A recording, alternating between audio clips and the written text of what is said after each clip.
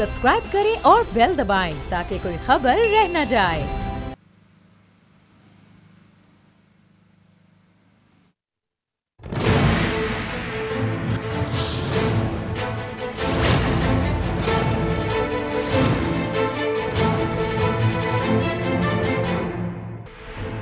अस्सलामुअलैकुम, मैं हूं नूरुल आरफीन सिद्दीकी और आप देख रहे हैं मेरी जंग। इससे पहले कि आज की टॉप स्टोरी के बारे में बात करें, आपको एक अच्छी खबर देता चलूं। अल्हम्दुलिल्लाह,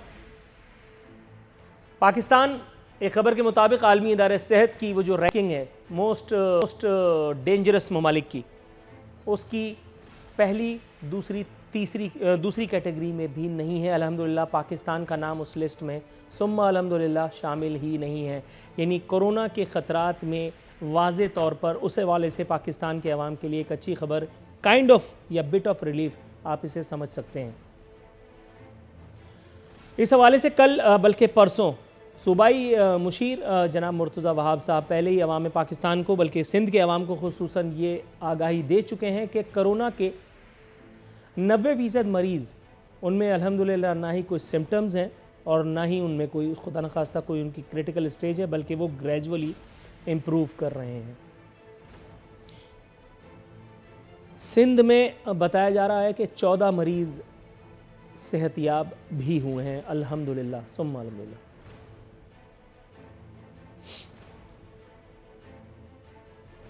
WHO के मुताबिक ईरान ख़तरनाक ममालिक की पहली कैटेगरी में सरे फहरिस्त है।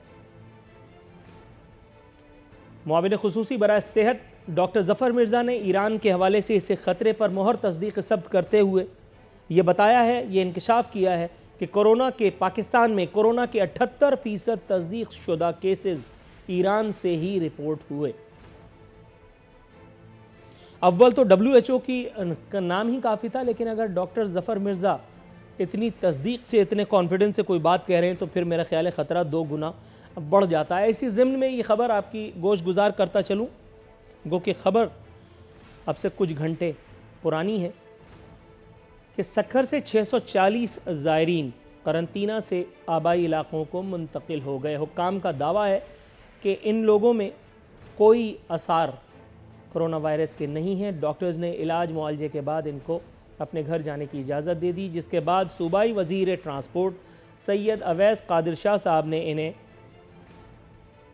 अलविदा कहा और ये अपने इलाकों को लौट गए। अगर तो ऐसा ही है जैसा कि बताया गया, डॉक्टर्स ने ट्रू स्पिरिट में इनको वाकई कोरोना से क्लियर करार दिया है, तो फ़बिहा फिर मुझे और आपको अल्हम्दुलिल्लाह सुम्मा अल्हम्दुलिल्लाह, जिस तरह से मैंने अल्हम्दुलिल्लाह प्रोग्राम के शुरू में कहा, हमें यहाँ पे भी फ़बिहा ये आला रब्बिकुमा तो ज़बान का विर्द करने की ज़रूरत पड़ेगी। और अगर तो खुदा न खास्ता हमने किसी दबाव या वो इन्वर्टेड कॉमास में जो कहते हैं इत्तेहाद बैनुल मुस्लिमीन के नज़रिए के तहत अगर हमने एक बार फिर या पहली मरतबा what ever you call it, अगर अपनी सिक्योरिटी को, अपनी सलामती को दाव पे लगाते हुए कोई मुमकिन या मुश्तबा केस एक्सेप्ट किया है, तो फिर अल्लाह ही मालिक है। अल्लाह ताला से बेहतरी का गुमान करते हैं। अल्लाह ने चाहा तो इंशाअल्लाह आगे अच्छा होगा। अपनी आज की टॉप स्टोरी की जानिब आते हैं। वज़ीर आज़म पाकिस्तान मेहरबान हुए हैं अल्हम्दुलिल्लाह। एक मरतबा उन्होंने सीनियर रैंकर्स को लिफ्ट कराई है। आज एक खुसूसी नशिस्त हुई है जिसमें उन्होंने कोरोना के बारे में, उसके मुज़म्मिरात के बारे में एक फसीह व बलीग लेक्चर दिया है। ताहम इस दौरान जो देखने में आया और बड़ा अच्छा लगा देख करके, कम से कम मुझे तो अच्छा ही लगा, क्योंकि वो फुल टॉस सवालात और उससे कोफ्त होती है मुझे। तुंद व तेज़ सवालात आज मेरे मोहतरम वज़ीर आज़म से किए गए। 2-3 से ज़ायद सहाफ़ियों ने, एंकर्स ने ये काम किया, जिस पर वो खिराज अक़ीदत के मुस्तहिक़ हैं यकीनन। लेकिन वज़ीर आज़म पाकिस्तान का टेम्परामेंट आज ज़रा थोड़ा सा कुछ आगे पीछे था। उन्होंने खफगी का, बाकायदा खफगी का इज़हार फरमाते हुए कहा कि अगर हम कोरोना से हट करके किसी और बारे में बात करेंगे तो फिर ये महफिल जो है इसे ख़त्म किए देते हैं। अब आप मुलाहिज़ा कीजिए कि एक एंकर ने ये सवाल पूछा जो कि हम कल रात को अपने प्रोग्राम में उठा चुके। ये नुक्ता कल रात को हमने ये पूछा था कि जब मुल्क का वज़ीर आज़म लॉकडाउन के इंदिए तक से कतरा रहा था और उसने इंदिया तक नहीं दिया, तो फिर अचानक DGISPR की जानिब से ये लॉकडाउन का ऐलान, क्या ये वज़ीर आज़म की जिम्मेदारी नहीं थी?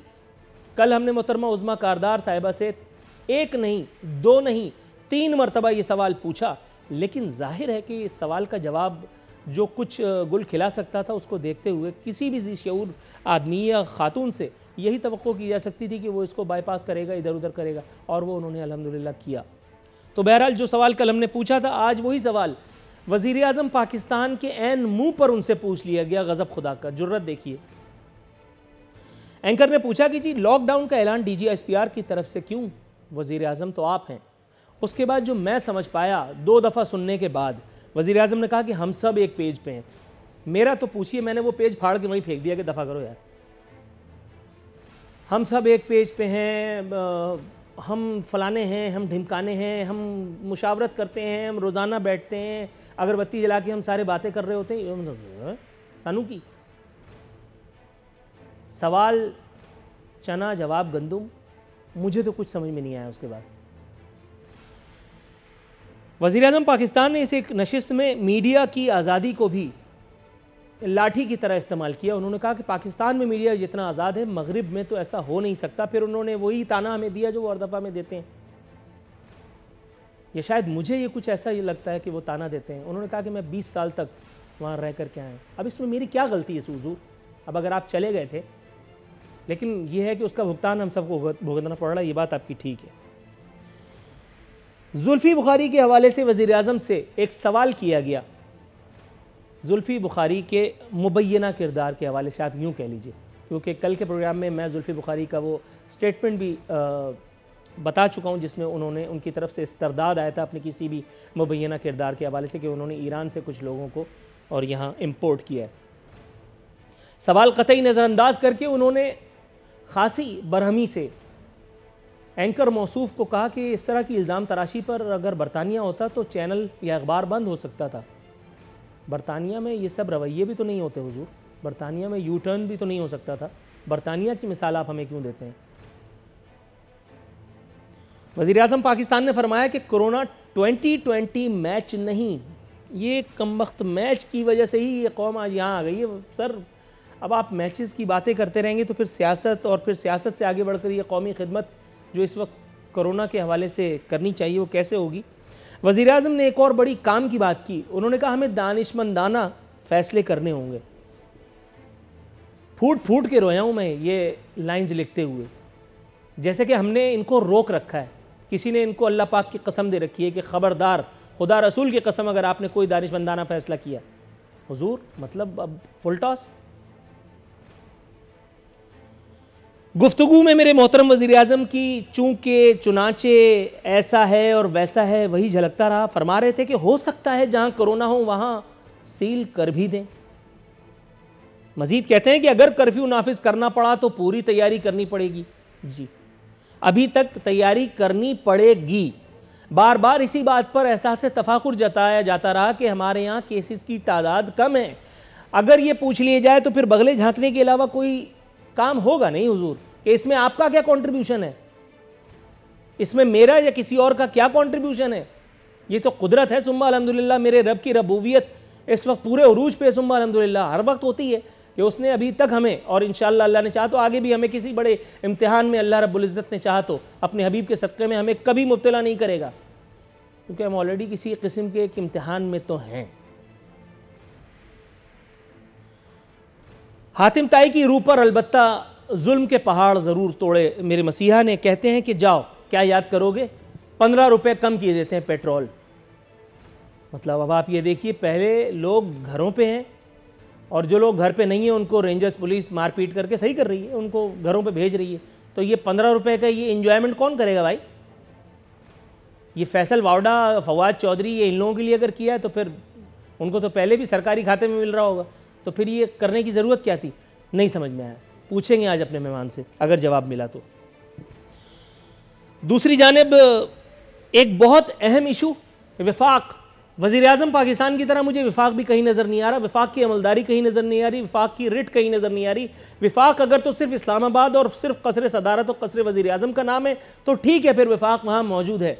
अगर अमलदारी और रिट सिर्फ वहीं उन्हीं महाफिल में चाय नाश्ता सर्व करने वाले मुलाजमीन पर अपना हुक्म चलाने की है तो ठीक है, फिर हमारी अमलदारी मौजूद है। लेकिन प्रैक्टिकली ऑन ग्राउंड ऐसा कुछ है नहीं।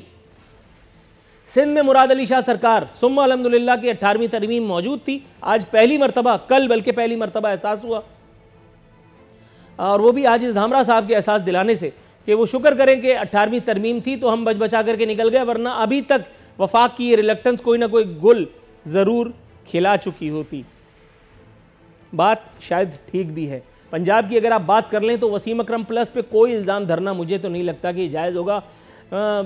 वो तो पहले ही नक्काली पे आमादा है मुराद अली शाह साहब की। मुराद अली शाह साहब जो ऐलान करते हैं अगले दिन धड़ से वो कर देते हैं। मुराद अली शाह ने कहा लॉकडाउन, उन्होंने कहा लॉकडाउन। मुराद अली शाह ने कहा कि ये करूँगा, उन्होंने कहा ये भी मैं करूँगा।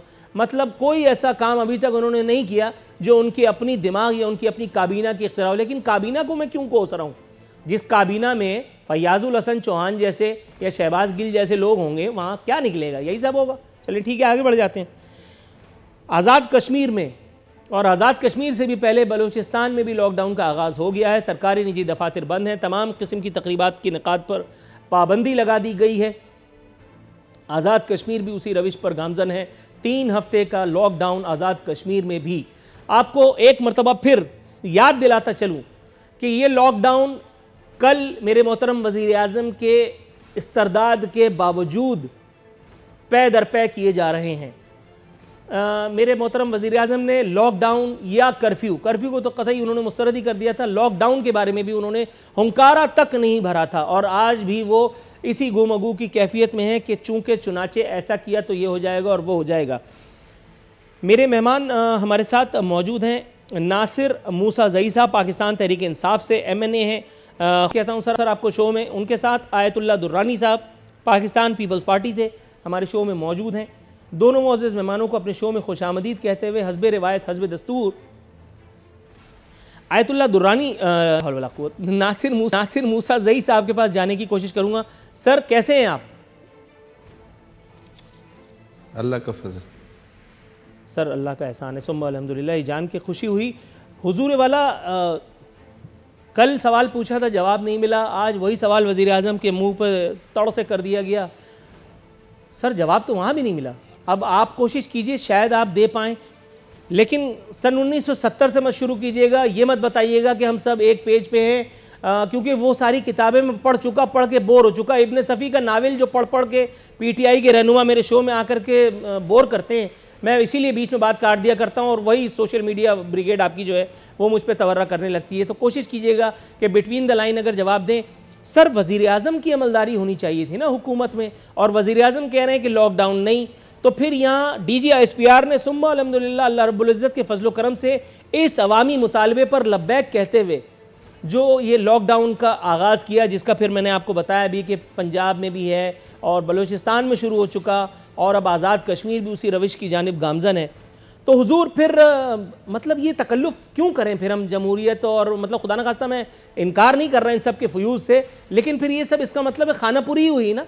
ज़रा कुछ फरमाइएगा। शुक्रिया अरफीन साहब। बेसिकली मेरे नज़दीक जिसको आप लॉकडाउन समझते हैं, मेरे ख्याल में पूरी पाकिस्तान में वो नाफिज है। चूँकि अगर आप जिस तरीके से आप कराची को कह रहे हैं कि सिंध में एक लॉकडाउन हो चुका है, फिर उसकी तलकीद पंजाब गवर्नमेंट ने की है, तो मेरे ख्याल में लॉकडाउन खैबर पख्तूनख्वा में भी है। चूँकि यहाँ पे स्कूल बंद है, शादी हॉल बंद है, सिनेमा हॉल बंद है, शॉपिंग मॉल बंद है, आपके रोज़गार के जो बड़े बड़े इज्तिमा होटल्स है वो बंद है, तो इसी को लॉकडाउन ही कहते हैं। हमारे वज़ीर-ए-आज़म साहब को भी ये समझ नहीं आ रही कि सहाफ़ी क्या लॉकडाउन से क्या मतलब लेना चाहते हैं। जब इस्लामाबाद में भी लॉकडाउन की जहाँ पे इज्तिमात हैं, जहाँ पे लोगों को इकट्ठा होने की तवक्को होता है, वहाँ पे ऑलरेडी गवर्नमेंट ने, लोकल एडमिनिस्ट्रेशन ने उस पर मुआवनत लगाई है। तो मेरे ख्याल में मेरी समझ से भी बाहर है और वज़ीर-ए-आज़म समझ से भी बाहर है। थोड़ा सा आप हमारे रहनुमाई करें कि लॉकडाउन आप किस चीज़ को कहते हैं। दूसरी चीज़ जब आप समझते हैं उसको हम कर्फ्यू पर समझते हैं कि कोई भी घर से ना निकले। बार बार चूँकि आप जहाँ भी, तो पूरे पाकिस्तान में आप देखे जाए तो जितनी भी आपके जो इज्तिमा होने वाली लोग गैदरिंग की जगह होती हैं वो बंद है। इवन इंडस्ट्रीज तक बंद है, जो कारोबार है, रोजगार वाले हैं। बात आपकी बिल्कुल दुरुस्त है, खुदा लगती आपने कही है जनाबे वाला। लेकिन मैं ये पूछना चाहूँगा कि क्या लॉकडाउन का ऐलान वज़ीर आज़म ने किया, जिसके बाद जो आप मुझे ये ताना दे रहे रहे हैं कि ऑलरेडी पूरे पाकिस्तान में लॉकडाउन है। मैं पहले तो ये पूछूं, हालांकि मैंने काफ़ी तवज्जो से आपकी बात सुनी है, लेकिन आप इस तरफ गए नहीं।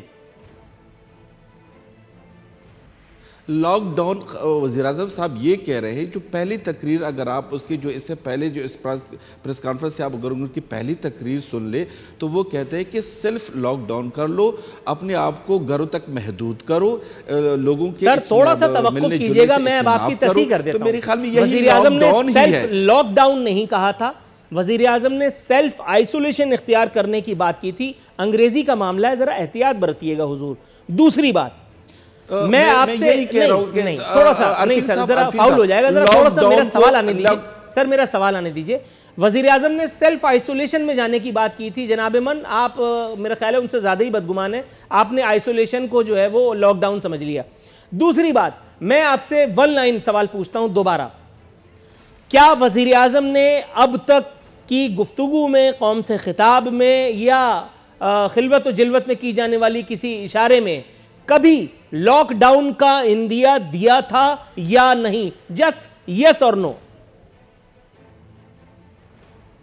बिल्कुल यस। मैं चूंकि वर्ड्स लॉकडाउन जो इंग्लिश का वर्ड्स है कि खुद को एक जगह पे महदूद करना, एक रोक के रखना, इसको उर्दू में मैं कह रहा हूं और लॉकडाउन इंग्लिश में कह रहा हूं, तो मेरे ख्याल में आप लोग क्यों लॉकडाउन के इंग्लिश वर्ड्स के इतने पीछे लगे हुए हैं? हम जितने भी हमारे जो सेलिब्रिटीज़ है, चाहे जो हमारे माशरे की सोसाइटी से जितने भी रखने वाले जो सेलिब्रिटीज़ है, वो खुद लोगों को बार बार आगे बढ़ते हैं हुजूर, मीडिया के थ्रू, इलेक्ट्रॉनिक मीडिया के थ्रू बार बार ये कह रहे हैं कि खुद को घरों तक महदूद करे। महदूद करने का मतलब लॉकडाउन है। महदूद करने का मतलब लॉकडाउन हो गया। सर सफाई के नंबर मिला करके 5 पूरे गिनता हूं। मैं आपकी तरफ आता हूं, मुझे अचानक ख्याल आ गया कि पीपल्स पार्टी मेरे साथ है, वरना मैं यहीं घूमता रहता। आयतुल्लाह दुरानी साहब, सर कैसे हैं आप? खैरियत से, अल्लाह का करम है। सर वज़ीर आज़म की तकरीर में या वज़ीर आज़म की आज की वो जो गुफ्तगू रही है सहाफ़ियों के साथ, उसमें मुझे कोई काम की बात नज़र नहीं आई, या वाकई कोई काम की बात हुई नहीं, या आप मेरी तरफ कोई नुक्ता दे सकते हैं, कोई मुझे बता सकते हैं? उससे पहले मैं आपसे एक सवाल ज़िमनी पूछता हूं। सर वज़ीर आज़म पाकिस्तान ने लॉकडाउन का ऐलान नहीं किया, DGSPR ने इस ज़रूरत को मद्देनज़र रखते हुए लॉकडाउन का ऐलान कर दिया। उस पर भी जमहूरियत वालों को बदगुमानी ये है कि हुकूमत जो है और उसमें वज़ीर आज़म का अहम किरदार है। कुछ फरमाइएगा। शुक्रिया नूरुद्दीन। देखें, सूरत हाल ये इस वक्त एक एमरजेंसी की सूरत हाल है मुल्क में। हमें बहुत सारी चीज़ों का एक दूसरे के साथ इज्तिनाब करना चाहिए, क्योंकि लोग नफ्सियाती दबाव का शिकार हो रहे हैं। बहुत सारे तबसरे हम एक दूसरे पर कर सकते हैं। मैं वज़ीर आज़म के मुतालिक बहुत सारे सर्फ और वॉशिंग मशीन में डाल सकता हूँ उसको, लेकिन इस वक्त सूरत हाल ये है कि आम आदमी इफेक्ट हो रहा है मामूली बातों पर। एक तो रोजगार बंद हो गया, एक तो बहुत सारा खतरा महसूस हो रहा है, एक दूसरी तरफ से कि बहुत सारे अमवात के मुतालिक गुफ्तगू हो रही है। बहुत सारे मामलात ऐसे हैं कि अगर हम उसको देखें तो लोग टीवी और मीडिया के जरिए से वो साइको हो जाएंगे। और आइसोलेशन में जाकर के अगर एक बंद कमरे में कोई शख्स अकेला बैठा हो या उसकी फैमिली अकेली हो और उसका कोई चीज की आ जाए, तो वो कोरोना के मुख्तलिफ किस्म के टिप्स के मुताबिक जो गुफ्तगू हो रहे हैं, बीमार मजीद हो रहे हैं। तो हमें उस तरफ से इज्तिनाब करना चाहिए कि कोरोना के मुतालिक या इस बीमारी के मुतालिक अल्लाह के दरवाजे की तरफ हमें रुजू करना चाहिए, क्योंकि हम मुसलमान हैं। वैसे तो मुसलमान के इस वक्त हम एक ऐसी मुसीबत से आगाह हो चुके हैं और इसके अंदर गिर चुके हैं। तो हमें उस वक्त बिस्मिल्लाहिर्रहमानिर्रहीम वला हौल वला कुव्वत इल्ला बिल्लाहिल अलील अज़ीम या इस्तिग़फ़ार की ज़रूरत के साथ बैठ करके हम अल्लाह के दरवाजे पर जा सकते हैं। दुरूद पढ़ना चाहिए, आपको इस्तिग़फ़ार पढ़ना चाहिए। तो बाकी रहा सवाल के इमरान खान के मुतालिक या वज़ीर आज़म के मुतालिक या SPR के मुतालिक, कोई भी अदारा मुल्क का कोई भी जो कि इसका हिस्सेदार है, वो अपनी कंट्रीब्यूशन को अपने हद तक ऐलान कर सकता है, बोल सकता है, एक्शन ले सकता है। ये है पाकिस्तान के आईन और कानून और इसके अदारों का इख्तियार। वज़ीर आज़म साहब के मुंह से आ जाए या किसी वजीर के यहाँ से आ जाए या किसी SPR के वजह से आ जाए, इसका इस सब कोई तज्जिया हम एक दूसरे के साथ न करें तो ज्यादा बेहतर है। एक्शन होना चाहिए। एक्शन सूबा ले ले, मरकज ले ले, यूनियन काउंसिल ले ले, गली का नुक्कड़ पे बैठे हुए सिपाही ले ले, कोई भी अदारा कहीं से भी सर्विसेज फराहम करे, हेल्थ सर्विसेज हो या लोग वॉलंटियर आ करके सेहतमंद लोग आ जाए, बूढ़ों को और दूसरों को सेहत के मुतालिक आगाही हासिल करा दें और उनको वॉलंटियर तरीकेकार के साथ मस्जिदों से ऐलान हो जाए। दुरुस्त है जनाब इमाम, थोड़ा सा तवक्कुफ की इस्तदा में आपकी तरफ आता हूँ। बचेंगे नासिर मूसा ज़ई साहब हुजूर वाला सर, ये मुझे बताइएगा, वजीर आजम पाकिस्तान ने 15 रुपए लीटर का जो है वो रिलीफ भी कौम को इस एक वक्त में दिया। सर ये मुझे बताइए कि जिस वक्त हम लोग सब आज़ाद घूम रहे थे खैर से, और बड़ी उम्मीदें, बड़ी आरजुएं, बड़ी तमन्नाएं, बड़ी हसरतें, बड़ी तवक्कुआत थीं, उस वक्त तो ये सानिया ज़हूर पजीर नहीं हुआ। आलमी मंडी में कीमतें कितनी ही कम क्यों ना हो गई, लेकिन वो पेट्रोलियम लेवी के ज़रिए झोलझाल करके और हमें उस फ़ायदे से महरूम रखा गया। और अब ये हातिम ताई की रूह को उससे छेड़छाड़ करते हुए ये जो 15 रुपए का एहसान हम पर किया गया है, सर ये बिल्कुल वैसे ही नहीं है कि जैसे किसी भूखे को काफ़ी अरसे की भूख के बाद मैं कोक या पेप्सी ऑफर कर दूं। सर उसको ज़रूरत तो रोटी की है, वो कोक का क्या करेगा, बोतल सर पे मारेगा मेरे। नहीं आरफीन साहब, बेसिकली आज वज़ीर-ए-आज़म साहब ने और भी काफ़ी पैकेज के ऐलान किए हैं जो इस मुश्किल घड़ी में इंशाल्लाह मुश्किल कौम के जो मसाइल हैं इंशाल्लाह उसे हल हो जाएंगे। और जहाँ तक आपने पेट्रोल की बात की है तो डेफिनेटली अगर आज वो 15 रुपये ऐलान नहीं करते तो आज आप यही दोबारा कह देते, मुझे यही क्वेश्चन करते कि इंटरनेशनली 30% 40% ऑयल के प्राइस गिरी है और इसने क्यों नहीं किया। लेकिन इस हाल तो मैं हर दफा करता हूं, हर दफा भी तो बच के निकल ही जाते हैं ना आप लोग। तो यही मैं कह रहा हूँ ना कि इस वजह से चूंकि कंडीशन हाल इस तरह है कि हम चाहते हैं कि जो लोगों के जो ऑलरेडी रोजगार बंद पड़े हुए हैं, इनकम नहीं आ रही है, तो इन पे बोझ न डाला जाए। और तो जब आप इससे पहले सोच रहे हैं कि बचा के क्या करेंगे, यही तो पूछ रहा हूं। ऐसे हालात, वो पेट्रोल क्या करेंगे 15 रुपए बचा करके उससे? नहीं आरफीन साहब, इसमें ये है कि जब आप बैनुल सूबाई ट्रांसपोर्टेशन जब गुड्स की चलेगी तो डेफिनेटली जो उनके प्राइस, अगर कराची से खैबर तक एक कंटेनर आएगा तो पहले उनकी एक प्राइस हुआ करती थी। जब 15 रुपए प्राइस रिडक्शन फार्मूला है हुकूमत का, कोई आपको पता है, खबर है कोई आपको उसकी? प्राइस रिडक्शन अथॉरिटी कोई है? अगर आप उस तरफ मुझे इशारा कर सकें तो। ये हवाई फायर करने से तो कुछ नहीं होगा। बिल्कुल ओगरा है, और चूंकि ये इमरजेंसी में नहीं, ओगरा और खोपरा तो हैं, वो कर क्या रहे हैं ये बताना पसंद करेंगे। आप थोड़ा सा तवक्कुफ कीजिए, यहाँ मुझे ब्रेक पर जाने की कॉल दी जा रही है, ब्रेक आता हूँ।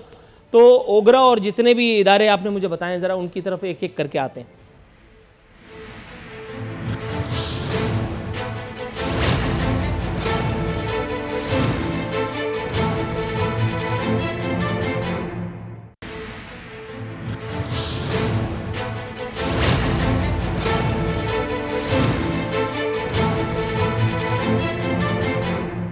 वेलकम बैक नाज़रीन।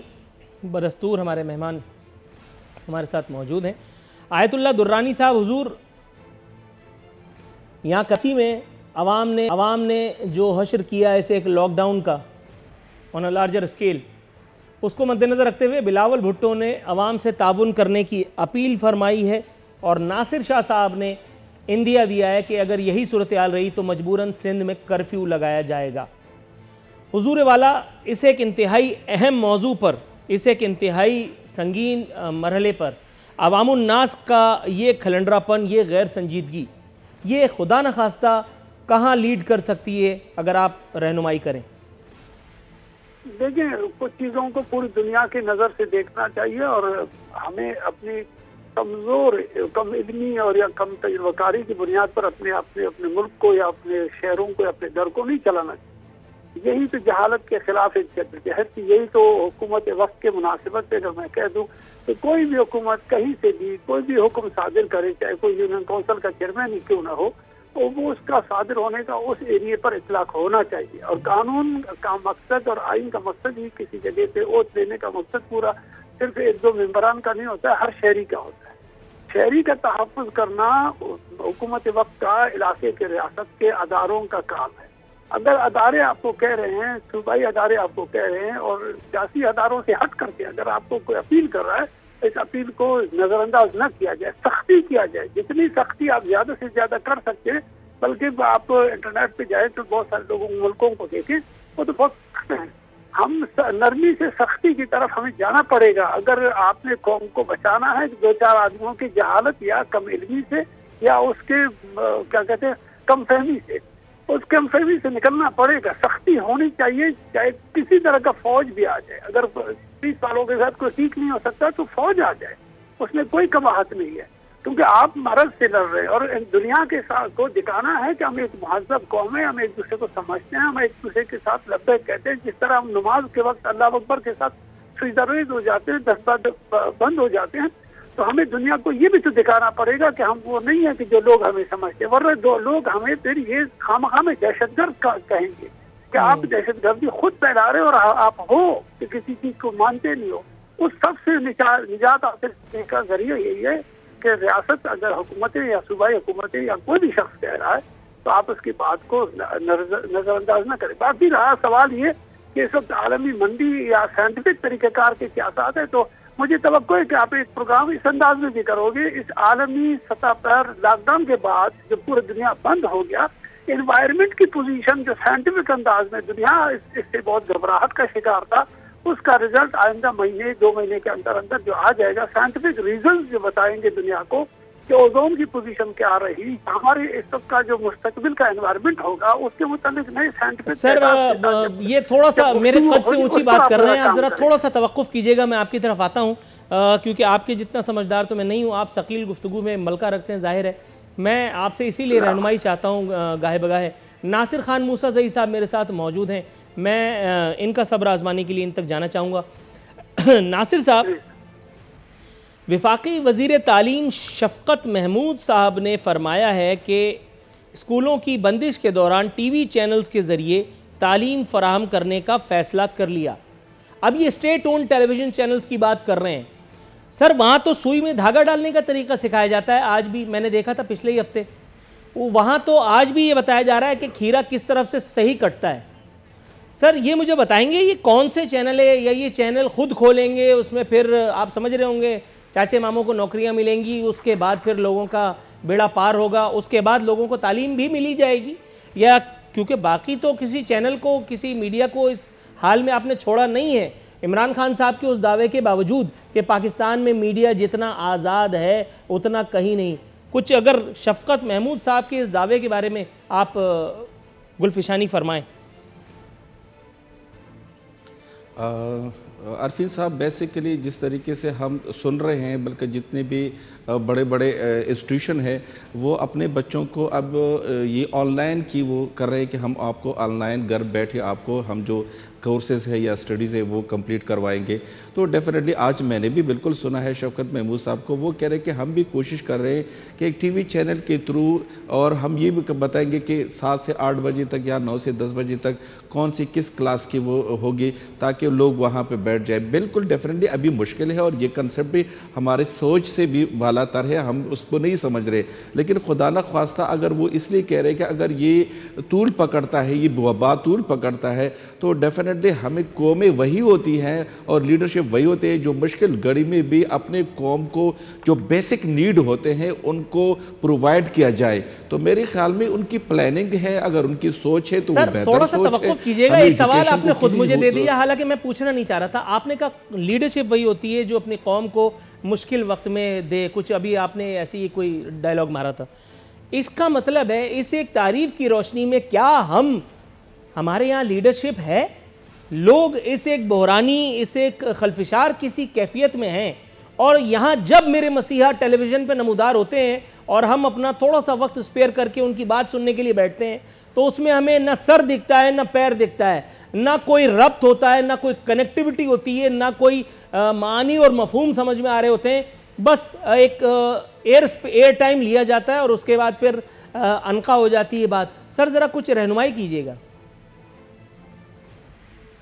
बिल्कुल अरफीन साहब, इसमें कोई दो राय नहीं है। पाकिस्तान में बिल्कुल लीडरशिप है। इतनी बड़ी वबा जो पूरी दुनिया में जो बड़ी बड़ी मैशतों को हिला के रख दिया है, और पाकिस्तान में अल्लाह के फजल से, अल्लाह की हम पे बड़ी वो है कि हम अभी तक 5-6 हलाकतों से ज्यादा अभी नहीं निकले हैं, और 900,000 तक या 800-900 और आपको लगता है कि ये 5-6 हलाकतें महज इसलिए हुई हैं क्योंकि कोरोना इमरान खान साहब की विजनरी लीडरशिप से डर गया है? नहीं, हमारी भी आप लीडर सिर्फ एक को ना करें। देखो, जितनी भी आपकी लीडरशिप हर सतह पे लीडरशिप, डिस्ट्रिक्ट से लेकर वज़ीर-ए-आज़म तक लीडरशिप होती है। लीडरशिप तो कोरोना जो हमारी लीडरशिप से डर गया है, वो कोरोना जिसने बाहर एक हाहाकार मचा दी, जिसने बड़ी बड़ी मईशतों का भट्टा बिठा दिया, जिसने अमेरिका यूरोप को जो है वो आठ आंसू रुला दिए, वो हमारी लीडरशिप के हाथों बेबस है। आप यही फरमा रहे हैं? नहीं, ये मैं कह रहा हूं कि हमारी लीडरशिप का ये कमाल है कि हमारे यहाँ 2-3 अमवात के बावजूद इतना ज्यादा सीरियस कि हम लॉकडाउन और कर्फ्यू तक हमारी कौम, हमारी लीडरशिप और हमारी डिस्कशन हो रही है। तो ये अच्छी बात है, ये अच्छी सोच है, बजाय कि हम हजारों पे पहुंच जाते और फिर कर्फ्यू और लॉकडाउन पे पहुंचते। तो मेरे ख्याल में बात वाज़ेह नहीं हुई सर। मैं दोबारा वही सवाल पूछूंगा, फिर दोबारा जवाब दीजिए सर।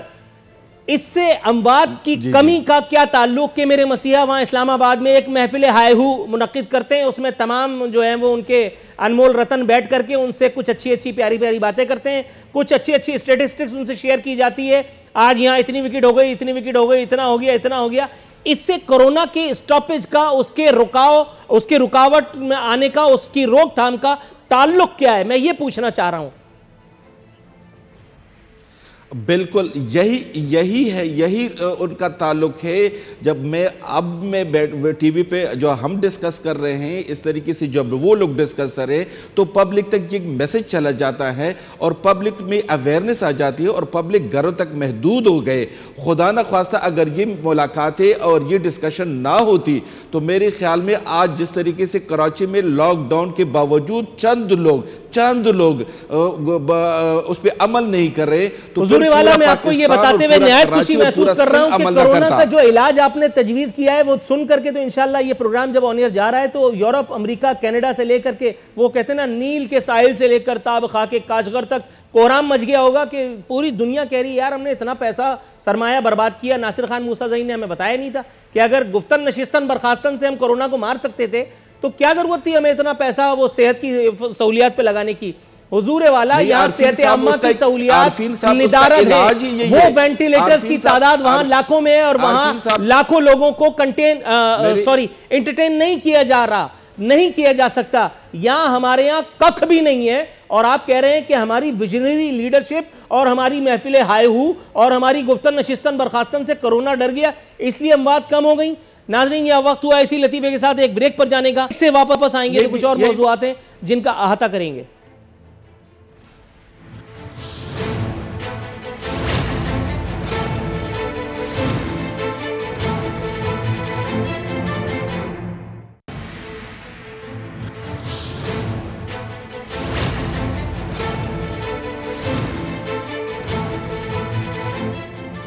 वेलकम बैक नाजरीन, शो के इख्तितामी लम्हात हैं। आयतुल्लाह दुर्रानी साहब हुज़ूर वाला खबर के मुताबिक सिंध में आवाम तक माली इमदाद और राशन पहुँचाने के लिए कमेटी तश्कील दे दी गई है, जिसके मुताबिक कमेटी तय करेगी कि राशन कहाँ दिया जाए और कहाँ कैश ट्रांसफ़र किया जाए। हुजूर, ख्याल तो अच्छा है, अमल दरामद इस एक लूले लंगड़े और फिर ज़ाहिर है कि उयूब से मुबर्रा तो नहीं है। इस एक करप्ट सिस्टम में सर ये हो कैसे सकेगा? ख्याल तो बुरा नहीं है अगर वाकई हुकूमत ये कर पाए। सिंध की हुकूमत बहुत कुछ तो किया है, लेकिन सर अभी भी इनफ तो नहीं हुआ, बहुत कुछ और है जो किया जा सकता है। ये कैसे हो पाएगा, ज़रा बताइए।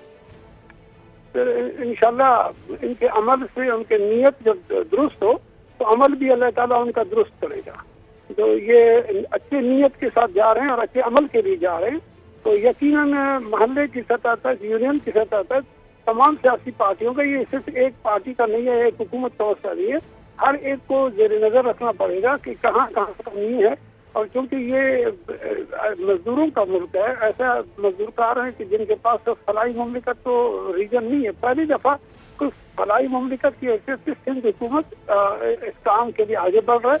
अल्लाह करे कामयाब हो जाए और कामयाब होने का उम्मीद है, क्योंकि तमाम तबका जिंदगी इसके साथ इन्वॉल्व है, इसलिए यहाँ कोई करप्शन का तो सवाल पैदा नहीं। तो कौन अपने को इस हालत में धन रसीद करा देगा कि जब इसको पता है कि एक कांसी और एक जवासीम जो कि नामालूम है वो उसका जिंदगी को लेकर के डूब सकता है, वो दुनिया के नक्शे पर उसका आ रहा है तस्वीरें, अब पूरे मीडिया दिखा रहे हैं कि कैसे कैसे लोग और कैसे सेहतमंद और जवान लोग जा रहे हैं।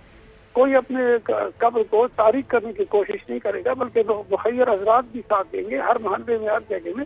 और यकीन है कि गरीबों तक और जरूरतमंदों तक, गरीबों से मुराद जरूरतमंदों तक ये सब कुछ पहुंच जाएगा। क्योंकि कोई बादशाह भी किसी जगह पर अगर हो, जरूरतमंद हो, तो उसको भी पहुंचाया जा सकता है। ये बादशाह से मुराद गरीब का, फकीर की बात कर रहा हूँ, जो कि अपने घर में बैठा हुआ है, एक 2 वक्त की रोटी का बादशाह चला रहा है। तो दूसरी तरफ से देखिए साहब, एक नजर में हमारी और भी है। लेकिन ये सब दुनिया की तरफ से एक दूसरे के साथ मुठभेड़ हो रहा है। अमेरिका चीन की तरफ भेज रहा है और चीन अमेरिका की तरफ जा रहा है। वो ये सवाल कर रहे हैं कि आपने वायरस हमसे चोरी किया, उसने कहा चोरी हो गया, मुझसे चला गया था, या चोरी का एक दूसरे पर इल्जाम तराशी हो रहा है। हम भी अपनी तरफ से कहते हैं कि हमारी तरफ इम्पोर्ट किया गया है इसको, या किसी ने एक्सपोर्ट किया हो हमारी तरफ से, इम्पोर्ट एक्सपोर्ट की हमारी भी एक दूसरे के साथ लग रहा है। इन तमाम चीजों को सामने रखे और इस वक्त तेल की जो कीमत आ गई है, तो चीन का इस वक्त अमेरिका के ऊपर एक ऐसा वार है जिसको हम लोग वैसे साइंटिफिक तरीके का देखेंगे तो उसने उसके तमाम शेयर उसको भी दे। तेल का शेयर तो नीचे चला गया, $20 तक पहुंच गया, $41 पर $24 ईरान का है, $41 से सऊदी अरब का निकलना मुश्किल हो जाता है। लेकिन राइट सर, थोड़ा सा तवक्कुफ कीजिएगा क्योंकि बस इख्तितामी लम्हाते में नासिर मूसा ज़ई साहब को शरीकी गुफ्तगू करना चाहूँगा। नासिर साहब, सर सिंध हुकूमत यके बाद दीगरे एक कदम, फिर दूसरा कदम और फिर तीसरा कदम कर तो रही है। ये पहली मरतबा ही सही, लेकिन बहरहाल एक अवाम को रिलीफ का एहसास ज़रूर है, ये बात यकीनन खुशाइंद है। अब इन्हीं की नक्काली हज़रत बुज़दार भी करते दिखाई देते हैं, which is also good. Sir माली इमदाद पहुँचाएँगे, फिर उसके बाद फलां करेंगे, फिर ढिका करेंगे, एक्सपो को उन्होंने जो है वो बना दिया क्वारंटाइन सेंटर, इस तरह के और बहुत सारे दीगर काम किए। जब हम मसीहा की बातों तक आते हैं, जब उनकी प्रेस ब्रीफिंग्स तक आते हैं, जब हम हुकूमती तैयारियों तक आते हैं, हुकूमती तैयारियां अगर आप पॉइंट करके गिनाना चाहें, point number 1, point number 2, point number 3, हमने इतने वेंटिलेटर्स मंगा लिए, हमने इतने डॉक्टर्स जो है वो अरेंज कर लिए हैं, हमने डॉक्टर्स को इतना सामान से इक्विप्ड कर दिया है, अगर आप कुछ बताएं।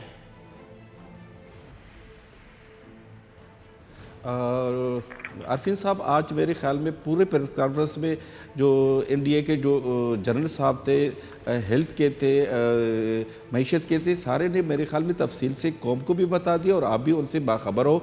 और 1200 बिलियन का जो पैकेज दिया है वज़ीर-ए-आज़म साहब ने, वो इसलिए कि इस मुश्किल घड़ी में कौम को थोड़ा सा रिलीफ देना है। और बाकी रही आपकी कि ये कैसे लोगों तक पहुंचेगा, तो मेरे ख्याल में इससे पहले हम पे इस कौम पर सैलाब ज़दगान सैलाब आया था, ज़लज़ला आया था, तो मेरे ख्याल में कौम ने बढ़ चढ़ कर सिर्फ हुकूमत की तरफ नहीं देखा था, बल्कि कौम इलाकों के और इस मुल्क के खतीर हाज़र जो ठीक है, वो सही है, लेकिन ये कहाँ ले गए आप बात को? मैंने सवाल क्या किया था? इस मुश्किल वक्त में इंशाल्लाह मैंने तो ये पूछा ही नहीं था कि किस तरह डिस्ट्रीब्यूट होगा, ये तो मैंने आयतुल्लाह दुरानी साहब से सवाल किया था कि कौम ने, आपने सवाल किया कि क्या मैंने आपसे ये पूछा, नहीं हुजूर वाला, आप सवाल गलत समझे। मैंने आपसे ये पूछा कि सिंध वाला सवाल तो मैंने आपसे किया नहीं, मैंने आपसे ये पूछा था कि पॉइंट नंबर 1 आपने इतने वेंटिलेटर्स मंगा लिए, पॉइंट नंबर 2 आपने फला चीज़ मंगा ली, पॉइंट नंबर 3 आपने डॉक्टर्स को इक्विप्ड कर दिया जितने भी उनके वो लवाजमात होते हैं उससे, पॉइंट नंबर 4 फलाना। इस तरह से करके अगर आप मुझे से कम अकल को कुछ समझाना चाहें। तो मैं यही कह रहा था कि एनडीए के जो जनरल साहब थे, उसने कहा कि अच्छा, आप मुझे जनरल साहब का नंबर दे दिए, मैं उन्हीं से बात कर लूंगा। ठीक है, छोड़ दीजिए।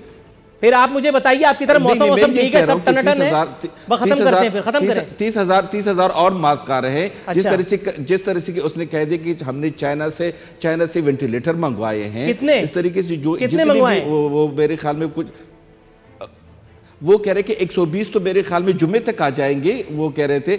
और इस तरीके से वो 30,000 और 50,000 का वो कह रहे कि 1-2 दिन में जो मास्क और जो दूसरे गाँव से वो आ रहे हैं। ये तैयारी है 120 वेंटिलेटर, 24 करोड़ की आबादी के लिए 120 वेंटिलेटर और 30,000 या बिल तरतीब 50,000 मास्क, वो कह रहे कि ये हम कोरोना को पता करेंगे। आप ये बता रहे हैं?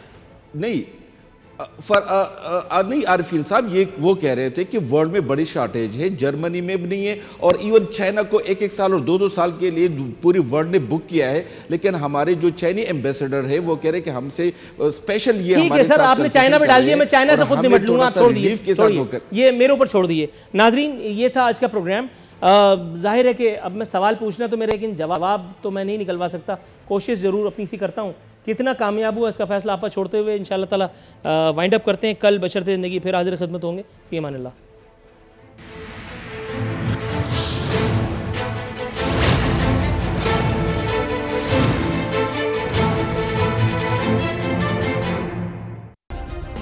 सब्सक्राइब करें और बेल दबाएं ताकि कोई खबर रह न जाए।